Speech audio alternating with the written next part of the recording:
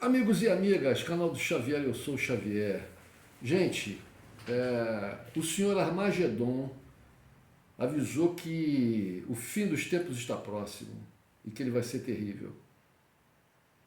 Brincadeiras à parte, esse senhor Apocalipse, o doutor Apocalipse, é o economista Nouriel Roubini, que foi um dos poucos a prever a crise de 2008, 2007, 2008 e, portanto, ele previu e afirmou que ia ser uma coisa muito forte. Então ele foi apelidado de Doutor Apocalipse. Tem um termo mais específico em inglês, deixa eu ver se eu descubro aqui qual é o Doutor Doom. Doutor Doom. Dr. Doom, né, em inglês. Bom, vamos lá, vamos à matéria. Essa matéria é do Yahoo Notícias. Para o economista Nouriel Roubini, um dos poucos a prever a crise financeira de 2008, o volume de estímulos fiscais adotados nos últimos anos pelos governos e os choques nas cadeias globais de suprimento indicam cada vez mais para um cenário de estagflação, inflação alta e estagnação econômica combinadas nas economias dos Estados Unidos e da Europa nos próximos meses. Bom, vamos analisar esse parágrafo da frente para trás. Né? Quando ele diz que as economias que vão entrar nesse processo de estagflação são os Estados Unidos e a Europa, isso quer dizer que o mundo inteiro vai entrar. Porque são os Estados Unidos mais a Europa, né, são a maior parte da economia mundial. E, portanto, se eles vão entrar num processo de estagflação, vão arrastar o mundo inteiro. Economias pujantes como a China, né, e mesmo a Índia, só elas não vão conseguir frear isso. Elas podem até sentir menos do que Estados Unidos e Europa, mas vão ter o seu crescimento também limitado. Isso sem falar das regiões pobres do planeta, né? Então aqui América Latina, África, outras regiões da Ásia, Oriente Médio, ou seja, preparem-se. A outra questão, quando ele fala aqui nos choques nas cadeias globais de suprimento, gente, a gente tem que entender isso aqui como as seguintes questões. A pandemia que causou esse choque nas cadeias globais, né? As sanções contra a Rússia, vejam que os europeus, porque é maior choque do que esse, os europeus compravam compravam gás barato da Rússia, e compravam petróleo também, mas principalmente gás barato da Rússia, e por causa das pressões norte-americanas, começaram a fustigar a Rússia daqui, dali, dali, e a Rússia acabou cortando. Os europeus falando que tinham que se libertar da dependência russa. Dependência. Ora, gente, pensem um pouco. Se eu compro um produto de você que está me ouvindo, quem é que fica dependente de quem? Você que recebe o meu dinheiro ou eu que recebo o seu produto? Na verdade, ficamos nós dependentes uns dos outros. No caso, um do outro. Você que recebe meu dinheiro e eu que compro o seu produto. Isso de forma geral, é claro que a gente pode falar em questões específicas, mas não era o que acontecia na Europa. A Europa recebia gás barato, constante e na quantidade desejada. Esses são os três fatores principais para você manter a atividade econômica. Que você receba um insumo básico da sua planta, né, de industrial, que você receba, no caso a energia, você receba ela num preço que possa manter a sua competitividade final do seu produto, né, que você receba de forma constante, ou seja, que você possa saber que você no ano que vem, no outro ano, então, você vai continuar recebendo o produto. E que você receba a quantidade que você necessita. Isso acontecia em relação à Europa. Por outro lado, nada mais que justo, né, a Rússia recebia um dinheiro pago por isso. Né? Como ela vendia muito quantidades imensas de gás, ela recebia uma quantidade imensa de dinheiro. Mas aí os europeus resolveram seguir o senhor norte-americano. Né? E estamos aí. Então a Europa, depois do Brexit, depois da pandemia, aí tem a guerra na Ucrânia, e por causa da guerra da Ucrânia, essa aqui é a desculpa deles, eles começam a criar sanções contra a Rússia, a coisa vai degringolando até chegar a isso aí. Então agora os europeus não têm mais o gás russo. Não tem mais. Então isso é uma quebra das cadeias globais de suprimento. As sanções também fizeram com que a Rússia tivesse dificuldade de vender os seus produtos e comprar outros. Né? A situação também na Rússia não é fácil. Mas pelo que a gente pode extrair da mídia em geral, tudo indica que a situação na Rússia não está nem perto da gravidade da situação que tá na Europa. A Rússia está resistindo bem e muito bem. Vamos ver. Mas só o tempo dirá, né, gente? Então vamos seguir aqui. Em entrevista ao podcast Old Lots da Bloomberg, Rubini afirmou que a crise financeira que espera à frente, resultado de inflação e juros em alta e queda no crescimento econômico, deverá ser pior do que a observada nos Estados Unidos nos anos 70. Os anos 70 foi a crise no petróleo. E realmente a recessão bateu forte lá nos Estados Unidos. Eu me lembro das imagens, por exemplo, de Nova York, uma cidade que ficou muito empobrecida, e outras regiões dos Estados Unidos, né? Mas Nova York era muito divulgada a situação em Nova York. Tanto que a Nova York ficou uma cidade pobre, suja, com caos em vários aspectos, criminalidade, etc. Isso só começou a ser revertido lá para os anos 90, gente. Lá pelos anos 90. Bom, segundo um especialista que ganhou o apelido de Dr. Doom, Doutor Apocalipse, após ter previsto o estouro da bolha imobiliária, ter previsto o estouro da bolha imobiliária de 2008, ao contrário de boa parte do mercado, a pressão inflacionária generalizada em escala global se deve mais a uma falta de oferta do que uma demanda sobreaquecida. Exatamente. Não existe uma demanda sobreaquecida. Os produtos estão encarecendo não porque as pessoas, as nações, as empresas e as pessoas estejam comprando mais. Não é por causa disso. Na verdade, é porque os produtos estão faltando. Quer dizer, no caso do gás, lá na Europa, né? Os europeus não estão consumindo mais gás, pelo contrário, estão aí tentando de todas as maneiras racionar o gás. O problema é que não há gás na quantidade que os europeus necessitam para ter as coisas normalizadas, não há gás, a não ser num preço muito mais alto. E mesmo assim, mesmo com preço mais alto, existe uma carência de gás para atender as demandas da Europa. Então o preço vai lá para cima. Volto a dizer, eles têm duas soluções, apesar que houve lá um terrorismo, né? Mas eles têm duas soluções. Tem Nord Stream 1 e Nord Stream 2. Nord Stream 2, então, novinho, apesar que fizeram lá um terrorismo. Ucranianos, norte-americanos, outros europeus foram lá jogar bombas para impedir, essa que é o esquema, que tentaram colocar a culpa na Rússia, vejam bem. A questão de terem tentado explodir, e parece que conseguiram danificar, não se sabe exatamente em que medida, pararam até de falar nisso na mídia, mas de terem tentado explodir os gasodutos é para impedir qualquer retorno dos europeus a comprar o gás russo, né? Para impedir qualquer tipo de acordo, negociação, para impedir, né?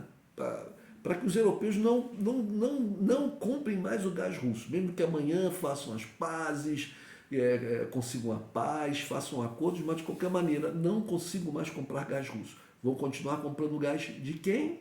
Eles estão comprando em maior medida dos Estados Unidos, que vem em navios, e é muito mais caro. Olha só, gente. Então, vamos lá. Então, é uma coisa, por exemplo, vamos falar aqui do preço dos grãos, né? Bom, a Ucrânia está em guerra. Boa parte da produção de grãos da Ucrânia diminuiu a produção. Foi exportada uma parte, entraram lá num acordo, a Rússia também conseguiu exportar o que tinha lá estocado, a Ucrânia também, mas a guerra continua. Certamente, quanto mais tempo continuar a guerra, mais difícil será o plantio e a colheita daqui para frente das regiões de plantio na Ucrânia, né? Então, tudo isso dificultou a oferta dos grãos e, consequentemente, o preço aumentou. A outra questão dos fertilizantes. Sanções contra a Rússia. A Rússia, o maior exportador de fertilizantes. O que aconteceu com o preço? Aumentou. Países no desespero, como o Brasil, o Bolsonaro foi lá lamber as botas do Putin, né? Mas certamente pagamos mais caro e vamos pagar ano que vem mais caro. Então não é porque o Brasil esteja gastando mais fertilizante ou porque o resto do mundo esteja consumindo mais. Não. O fertilizante, a oferta de fertilizante é que diminuiu, né? Então isso vai se espraiando aí por todos os produtos e tudo vai aumentando sem as pessoas estarem procurando mais. A guerra da Ucrânia, a política de Covid-0 na China tem isso detalhe, vou falar depois. Ao lado de movimentos com uma grande renúncia, com uma onda de pedidos de demissão na esteira da retomada das atividades, vão impedir uma queda consistente e rápida da inflação, ao mesmo tempo que a alta dos juros pelo Federal Reserve, o Fed, Banco Central Americano, irá provocar uma desaceleração abrupta no ritmo da atividade econômica na região. Gente, é aquele velho problema. Qual é a receita dos economistas ortodoxos aí e que dirigem a maioria dos bancos centrais pelo mundo afora para combater a inflação? É aumento de taxa de juros. Isso funcionaria para uma inflação de demanda. Claro, se as pessoas estão comprando mais e você aumenta os juros, as pessoas vão ter menos dinheiro, vão ter menos crédito e vão pagar mais pelo crédito, porque o juro fica mais alto, as pessoas tendem a comprar menos. Mas a inflação não é de demanda, como eu acabei de falar agora. Os juros, não adianta você aumentar os juros, porque essa inflação não vai descer por causa disso. Porque o problema não é as pessoas estarem comprando mais, são os produtos que estão faltando. E os juros não resolvem esse problema. Um banco central, ao levar a taxa de juros, não faz com que um produto que está em falta apareça do nada. Pelo contrário, a taxa de juros elevada só vai causar mais problemas. Porque se você tem um aumento de um produto, pela falta desse produto, e aí você ainda restringe a busca, né, a procura por esse produto, né, pelos consumidores, né, esse produto não baixa de preço, porque ele aumentou, não foi por causa da demanda, e as pessoas ficam mais pobres. As pessoas ficam mais pobres, as indústrias eles compram menos outros produtos, né, que não estejam em falta, comprando menos outros produtos, as empresas vendem menos, começam a demitir e vira um círculo vicioso. Os estados arrecadam menos impostos e isso tudo no cenário de guerra. Aí você vê lá os dirigentes dos países europeus que só falam em guerra, em aumentar as defesas, em comprar mais armas e não sei o quê, por causa do perigo da Rússia, não sei o quê. Ora, orçamentos de países em recessão, em estagflação, com todo esse cenário que eu acabei de escrever aqui agora. E eles querem tirar dinheiro do orçamento para comprar armas. De onde vai sair esse dinheiro? Vai sair da saúde, educação, da moradia, dos investimentos em infraestrutura? Vai aumentar a desgraça. Eu não sou economista, nunca estudei economia em escola nenhuma. Leio, replico, leio, sou curioso, né? Não sou muito burro, sou pouco. Então, mas isso é tão óbvio, não precisa um Roubini falar isso, mas é bom quando uma pessoa que é considerada e tal, fala, né, essas coisas, porque mais gente dá atenção. Quando eu falo pouca gente dá atenção, falando nisso, gente, por favor, deem um like, compartilhem esse vídeo, se inscrevam no canal, façam comentários e cliquem lá no sininho para receber todas as notificações. Vamos lá, vamos dar essa força. Eu estou crescendo lentamente, aí meu canalzinho está crescendo lentamente, precisamos dar um boom, né? Precisamos chegar aos 1000, temos 400 e poucos aí, precisamos chegar aos 1000 para a gente poder fazer live. Deem um like, compartilhem esse vídeo, se inscrevam no canal, façam comentários e cliquem no sininho para receber todas as notificações. Se você não quiser, acha que isso tudo dá muito trabalho, pelo menos dê um like, pelo menos dê esse like. E se inscrevam também. Eu agradeço. Falou, gente, vamos continuar. Então, vamos lá. Fatores de caráter mais estrutural, como o aumento do protecionismo, a desglobalização e os rearranjos nas cadeias globais também contribuem para um cenário de inflação persistentemente acima do patamar-alvo de 2% ao ano do Fed, disse o Rubinho. Olha, fatores de caráter mais estrutural, como o aumento do protecionismo. Esse aumento do protecionismo está sendo capitaneado por quem? Pelos Estados Unidos, na sua guerra econômica contra a China. Eles resolveram fazer uma série, e a coisa da Rússia, as sanções e tal. A partir de dezembro, por exemplo, a China começa a comprar milho do Brasil, porque a China, tão fustigada pelos Estados Unidos, resolveu ter uma outra fonte de fornecimento de milho, que a China, não sei se todo mundo sabe, tem 1 bilhão e 400 milhões de habitantes, utiliza esse milho principalmente para ração dos porcos. Eles têm um rebanho imenso que eles consomem muito, muito porco. Então eles têm que ter alimentação para esses animais. E uma das bases dessa alimentação é o milho. Eles importam a maior parte dos Estados Unidos. Já vão começar a importar do Brasil. Não se sabe exatamente em que quantidade, mas a quantidade vai iniciar já grande e tende a aumentar. Então aqui no mercado de milho aqui do Brasil, o setor de plantio e de beneficiamento está todo ouriçado, porque vai entrar muito dinheiro, né? Por outro lado, nós vamos ter o lado ruim disso. Vai se querer plantar mais milho. E para se plantar mais milho tem que se aumentar as terras destinadas a esse plantio. O que vão fazer? Vão começar a querer desmatar mais floresta, né? Por outro lado, o milho no mercado interno brasileiro vai aumentar de preço, porque se uma parte considerável do milho que a gente produz aqui vai para o exterior, né, vai ser comprado pelos chineses, pagando em dólar, né? Os produtores não vão querer despejar esse milho, né, aqui no mercado interno para receber em real. Então o milho aqui vai ter que subir de preço, ele vai subir de preço. E vai subir de preço e vai arrastar toda a cadeia que se alimenta do milho. O frango vai aumentar de preço, os ovos vão aumentar de preço. Vários produtos nos quais o milho entra como ingrediente, ou derivados do milho, como a glucose, que é o açúcar do milho, óleo de milho vai aumentar de preço, tudo vai aumentar de preço. Gente, tudo. O milho é uma coisa fundamental também. Muita coisa vai aumentar de preço aqui no Brasil por causa dessa venda para a China.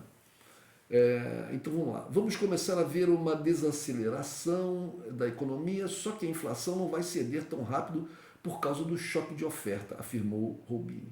Ele lembrou que os choques globais de petróleo dos anos 70 não levaram apenas a uma inflação nos Estados Unidos, mas resultaram também em uma estagnação econômica no país. Para o economista, a diferença para o mesmo quadro de estagflação que se desenha agora é o aumento expressivo no nível de endividamento do setor público e privado desde então, especialmente após anos sob uma política fiscal e monetária extremamente estimulativa. Com o necessário processo de aumento dos juros para conter a inflação, esse endividamento pode começar a se tornar um problema para muitas empresas e até países, com o risco de levar a uma crise de crédito, afirmou o economista. Os países que vão passar por esse processo, né, de estagnação da atividade econômica, aí vai vir o desemprego, a pobreza e tal, e aí eles vão ter que fazer um esforço, aumentar programas sociais, mas aí fica aquele problema. Tem uma guerra, querem aumentar o armamento, aí vem a pobreza, tem que aumentar a ajuda aos mais pobres, e de onde vai sair o dinheiro?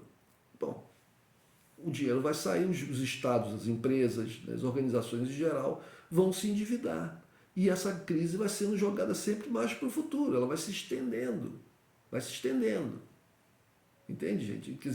Vai ser uma coisa, pelo que eu penso e pelo que está indicando o Rubinho, vai ser uma coisa que vai ser estendida no tempo. A gente vai estar num cenário ruim e por muito tempo. Não se sabe exatamente quanto tempo, mas por muito tempo. Vejam que a crise de 2008, ela durou anos.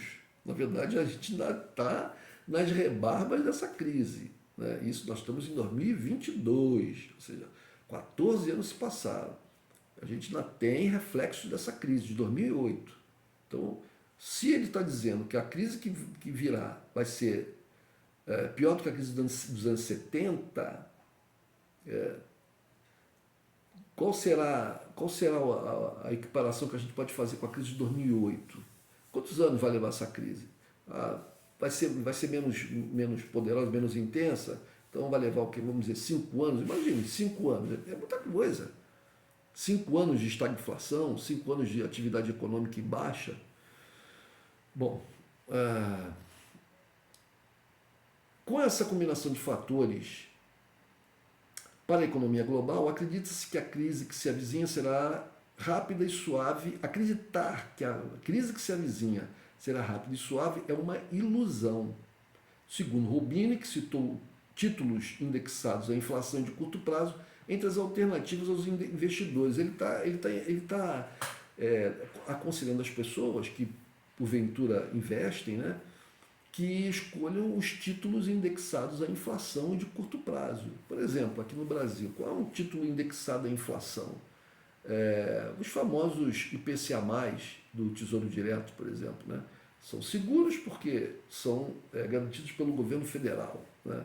Na verdade, são os títulos públicos são as coisas mais seguras que existem, né? Porque é mais fácil um banco, uma financeira, ou qualquer outra dessas instituições que costumam oferecer para as pessoas maneiras de as pessoas investirem seu dinheiro. É mais fácil uma dessas instituições falir, né?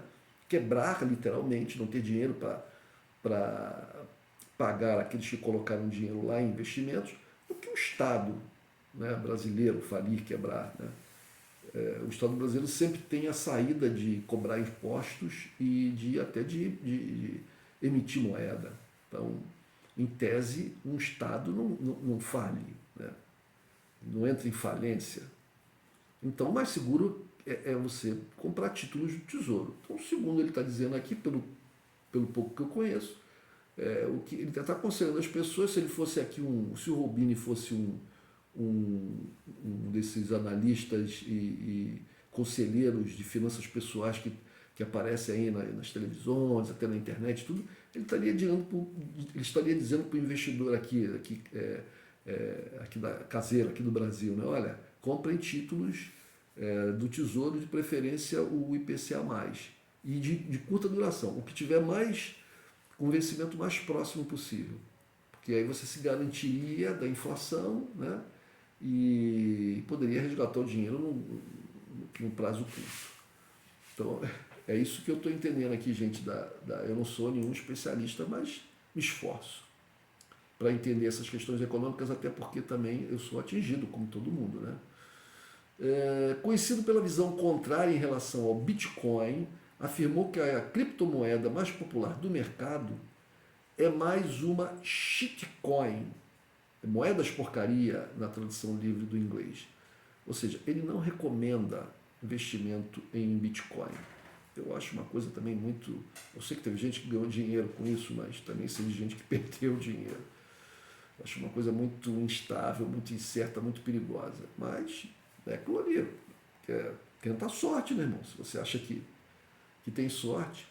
Bom, o economista disse também que o cenário global projetado para os próximos meses pode representar uma tempestade perfeita para mercados emergentes em situação mais frágil economicamente, com a alta dos juros e o enfraquecimento das moedas ante o dólar, trazendo desafios econômicos para os países da região. Bom, vamos falar aqui do Brasil. Com esse governo de gente incompetente e completamente desinteressada, né, pela sorte do povo, principalmente do povo mais pobre no país, né, por esse ministro da Economia, esse Paulo Guedes, que é um aventureiro, né, que, como muitos outros aí que vieram no bojo do Bolsonaro, várias pessoas que se elegeram aí, tanto governadores como deputados federais, senadores, né, nessa eleição, na eleição de 2018. Mas o Paulo Guedes, que era um Zé Ninguém na economia, uma pessoa que não tinha prestígio nenhum, não tinha relevância, conseguiu estar 4 anos aí como ministro da Economia e na esperança de ficar mais 4 anos. Né? Eles acreditam que eu vou ficar, tanto que já tem um plano até para achatar, para desvincular o salário mínimo, as pensões e as aposentadorias da inflação, né? Dando repasses para as aposentadorias, para as pensões e para o salário mínimo abaixo da inflação. Você veja que perversidade, para atingir as pessoas mais pobres e para poder ter carne barata para os empresários aí, né, para esses empresários que... Esses caras ganham dinheiro, sempre vão ganhar dinheiro, né? Ainda mais esses urubus, né, esses sanguessugas do povo. É isso. Então, se Bolsonaro se reelege, né, Ele que é um cara que não tem formação de absolutamente nada, e com esses assessores como Paulo Guedes, numa situação de crise mundial, estagflação, etc., deixa o Brasil. Na verdade, gente, para finalizar esse vídeo, o Brasil só não foi para o saco há muito tempo por causa das nossas reservas. Reservas essas criadas por Lula. Nós temos mais de 300 e tantos bilhões em reservas internacionais. Se nós não tivéssemos tido a sorte de ter o Lula presidente lá atrás, que criou essas reservas, que conseguiu pagar a dívida brasileira e conseguiu até emprestar dinheiro para o FMI e criou essas reservas, né? Se nós não tivéssemos isso, nós estaríamos em situação igual a da Argentina, que os canais de direita aí querem dizer que é culpa do governo atual lá da Cristina Kirchner, quer dizer, na verdade não da Cristina Kirchner, mas do Fernandes. Na verdade, eles esquecem que o governo antes do Fernandes foi do Macri, um cara, um direitão, né? um neoliberal direitão, e que perdeu a eleição porque o governo dele foi uma tragédia para o povo argentino. Na verdade, existe uma questão estrutural na Argentina que é de difícil solução, né? Mas o povo fica muito pior quando está na mão de gente que não se interessa pelo povo. Esse Macri era uma espécie de um Dória lá na Argentina, igualzinho, mesmo tipo assim, né? Então, gente, a gente tem que tomar muito cuidado, porque o cenário para 2023 vai ser muito ruim. Por isso, gente, no dia 30 de outubro, votem 13, votem no Lula. Porque o Lula é um cara interessado pelo povo, é um cara que tem muito mais competência que o Bolsonaro e vai se cercar de gente muito mais, em todas as áreas do governo, gente muito mais competente, gente preparada, né, para poder lutar contra a adversidade que vai ser o mundo, as finanças do mundo em 2023. Entendeu? Então, vou dizer de novo, no dia 13, ó, no dia 13, no dia 30, 13, aperta o 13, aperta com força, para a gente mandar o Bolsonaro embora e colocar a Lulinha lá de novo. Valeu, gente. Um abraço.